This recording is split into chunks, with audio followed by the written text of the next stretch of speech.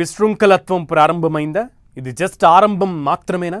Job మార్కెట్లలో ఊడుతున్న ఉద్యోగాలు, stock మార్కెట్లలో పతనమవుతున్న ఐటీ షేర్లను చూస్తుంటే ఈ సందేహాలే కలుగుతున్నాయి. అంతేకాదు, అసలు డెవలప్ చేసిన ఇంజనీర్లను కూడా లొంగదీసుకునేందుకు ఈ ఆర్టిఫిషియల్ ఇంటెలిజెన్స్ టూల్స్ ట్రై చేస్తున్నాయంటే విషయం ఎంతగా విషమించనుందో అని నిపుణులు ఆందోళన చెందుతున్నారు. అయితే ఇలాంటి భయాందోళన మధ్య జేపీ మోర్గాన్ అనే ప్రముఖ రీసెర్చ్ సంస్థ మాత్రం ఏఐతో ఐటీకి అంతగా నష్టమేమీ ఉండదంటూ ఊరటనిచ్చే రిపోర్ట్ ఒకటి వెలువరించింది. ఆ డీటెయిల్స్ మీరే చూడండి.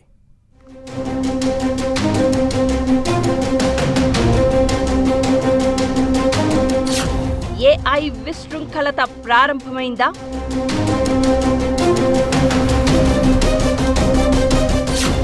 ఇక అల్లకల్లోలమే మిగిలిందా?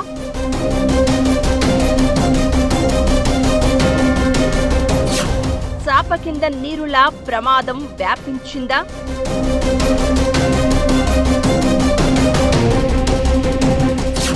సాస్ అపోకలిప్స్ దెబ్బకి IT మటాషేనా?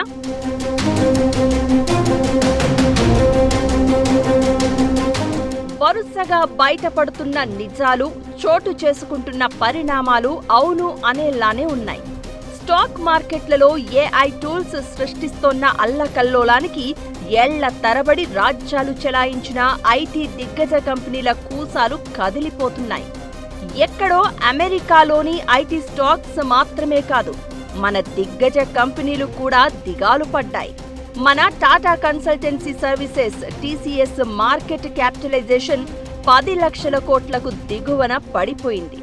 Infosys, HCL tech, Mphasis, Wipro కూడా ఇదే బాటలో భారీగా నష్టపోయాయి. ఈ టాప్ లెవెల్ కంపెనీల షేర్లన్నీ గత వారంలో కనీసం 10% పతనమయ్యాయి.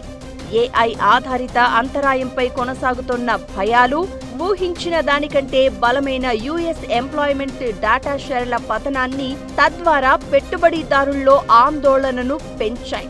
ఇది మొత్తం ఐటీ రంగాన్ని భారీ నష్టాలలోకి కూరుకుపోయేలా చేసింది.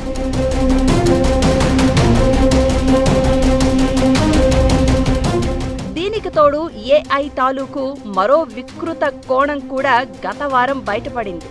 ఏఐ ఆంథ్రోపిక్ లో పనిచేసిన మృణాంక్ శర్మ చాలా పెద్ద ప్రమాదంలో ప్రపంచం ఉందంటూ రాజీనామా చేయడం గమనార్హం. అతను చెప్పిన ప్రమాదమేంటో వెంటనే తెలియకపోయినా తాజాగా అమెరికా నుంచి వెలువడిన ఓ రిపోర్ట్ పరిస్థితి ఎంత భయానకంగా మారనుందో చాటి చెప్తోంది. వెనుజువెలా అధ్యక్షుడు నికోలస్ మదురోను అదుపులోకి తీసుకోవడానికి అమెరికా సైన్యం ఆంథ్రోపిక్ తయారు చేసిన ఏఐ క్లౌడ్ టూలునే వాడిందని ఓ నివేదిక బయటపడింది.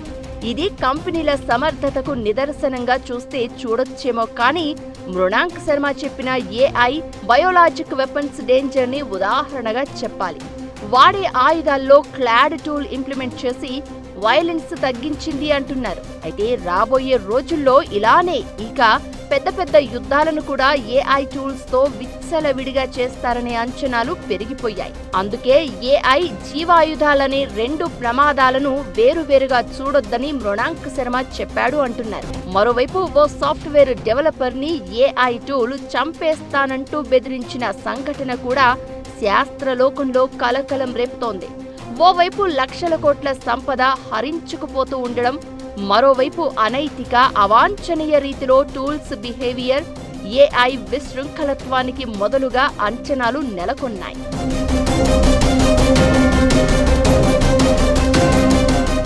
అయితే ఇదే సమయంలో దీనికి పూర్తి భిన్నంగా జేపీ మోర్గాన్ కంపెనీ తన రీసెర్చ్ రిపోర్ట్ ప్రకటించింది.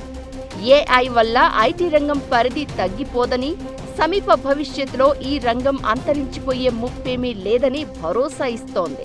పైగా ఏఐ అనేది ఐటీ కంపెనీలకు మరో శక్తివంతమైన సాధనంగా మారి కొత్త ఉపాధి అవకాశాలను సృష్టిస్తుందని చెప్పింది.